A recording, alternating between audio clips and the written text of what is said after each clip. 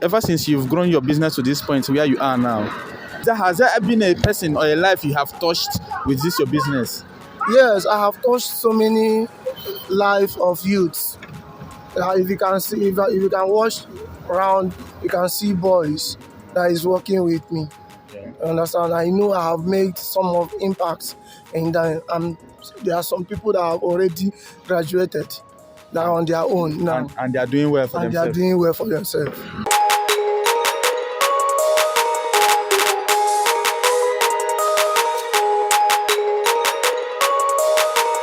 For example, I was even surprised when you told me you moved from Cameroon to this place. It's something I was surprised to hear it. Let me be honest with you. But then it's something we want.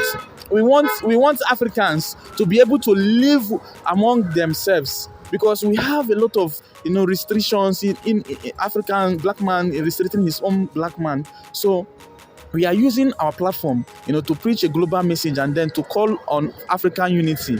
So do you have anything to contribute to that in terms of calling Africans to come together as one? Okay, in that aspect, I believe that with one love, African will stand as African, because Africa, we are giant of Africa.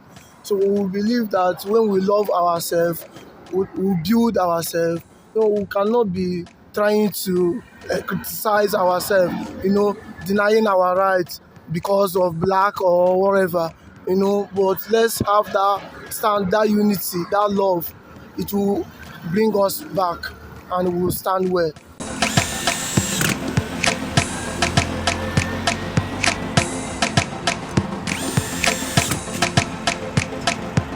Hi guys, it's Marvel of the East in the spirit of showing you the unseen side of Africa.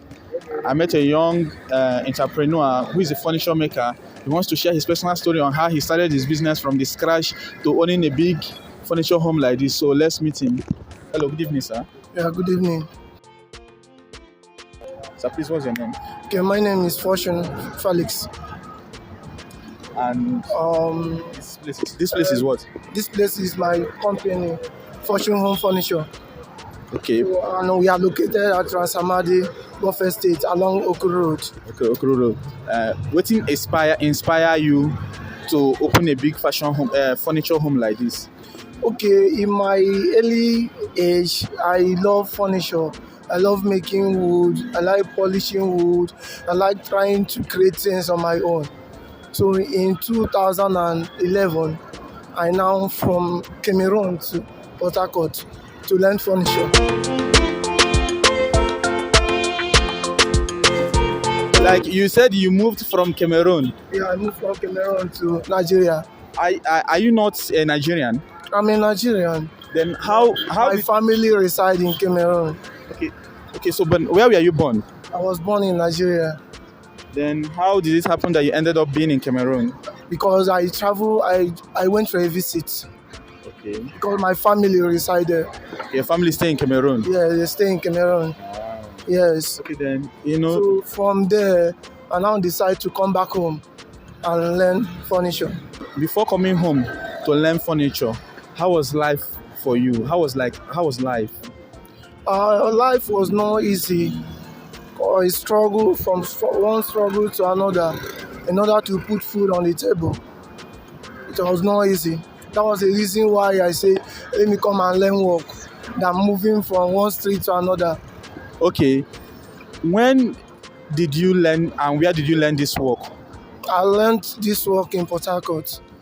That is in 2010. I served Malga 3 years At where? at Port Harcourt. Like we are in Port Harcourt. Port Harcourt is big. Samadi Aeroplane Drive. Okay, aeroplane. Yeah. When I came here, I saw how big your shop is. For a business like this, for you to own this kind of big space and all that, did you ever get funding from any bank at all? I haven't, and I don't intend to, based on one thing or the other, based on my own reason. I personally built my business from crash to this point now.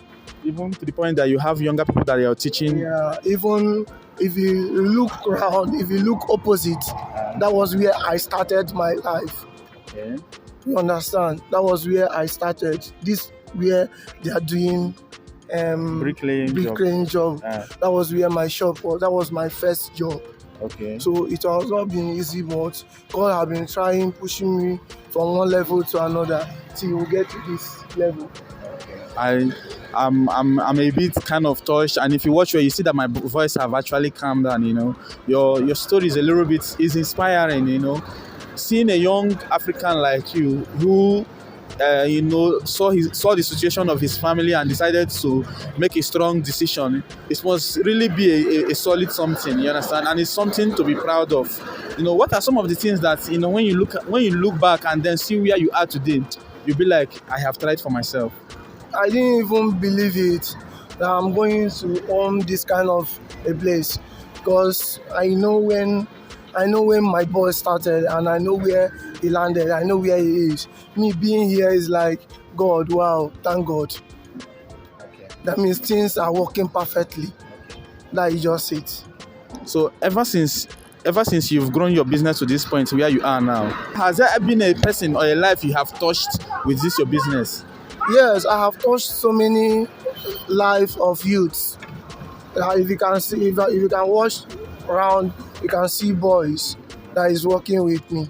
You understand? I know I have made some of impacts in that, and there are some people that have already graduated that are on their own now, And they are doing well for and they are themselves. doing well for themselves. That's really kind of you. If you watch what is happening now, you discover that a lot of Africans in diaspora, they love themselves out there. For example, if you go to Germany, if a Ghanaian sees a Nigerian in Germany, they are happy that they've seen themselves. But if you come to Africa here, where the both people are from, if we see ourselves, it is as if we are enemies. And in this our modern age, we have seen it that thing alone has denied us the right of growing as one people. For example, I was even surprised when you told me you moved from Cameroon to this place. It's something I was surprised to hear it. Let me be honest with you. But then it's something we want. We want Africans to be able to live among themselves, because we have a lot of restrictions in African black man restricting his own black man. So we are using our platform, to preach a global message and then to call on African unity. So do you have anything to contribute to that in terms of calling Africans to come together as one? Okay, in that aspect, I believe that with one love, African will stand as African, because Africa, we are giant of Africa. So we believe that when we love ourselves, we build ourselves. We cannot be trying to criticize ourselves, denying our rights because of black or whatever, But let's have that stand, that unity, that love. It will bring us back, and we will stand well as an Africa. Because I personally believe that if we come together and unite together, we are going to build a very strong community that nobody can ever shake. Yeah. Looking at what you're doing, is a nice job.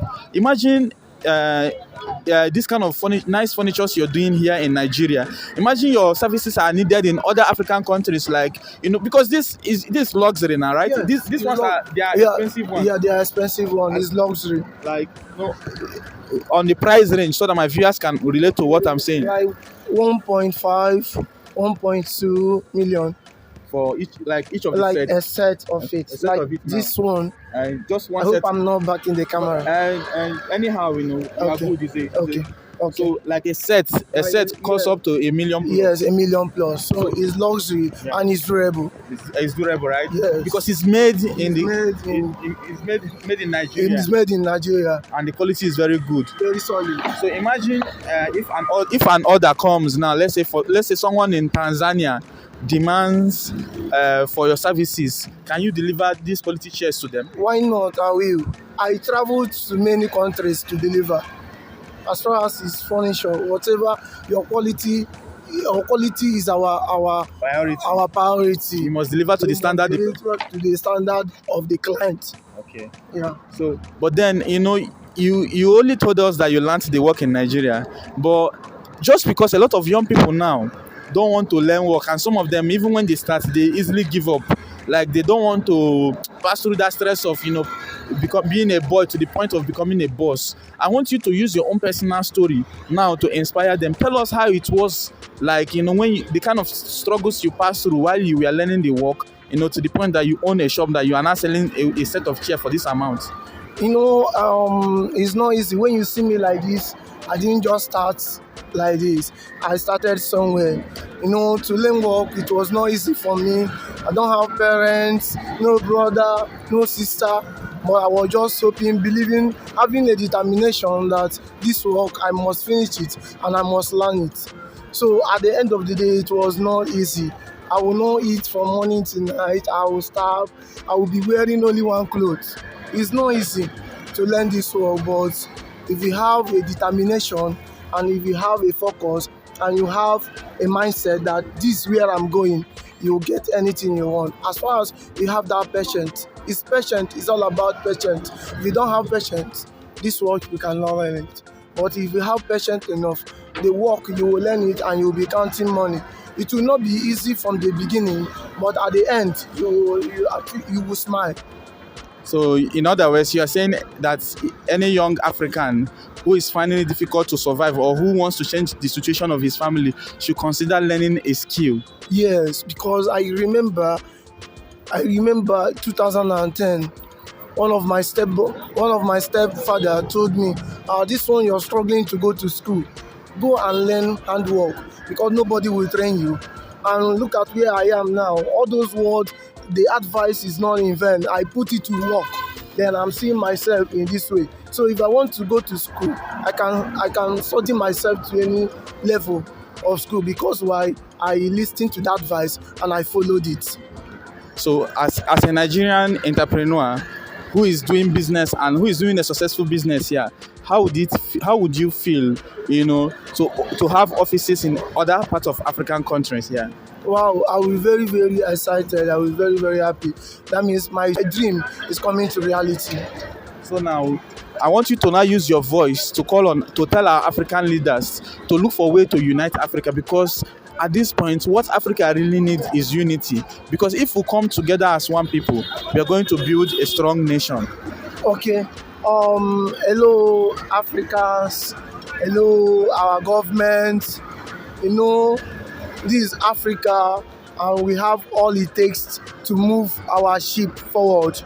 And I believe that if you can come together as one, we can make Africa a very reliable place, a place where people will say, "Wow, I didn't know that Africa would be like this." Advice to each of every one of us is focus on your goal and let your years be your years. Thank you very much. Thank you. What's that name again, sir? Fortune Home Furniture. All right, Fortune Home Furniture. Yes. Thank you for giving me the opportunity to speak to you. Thank you.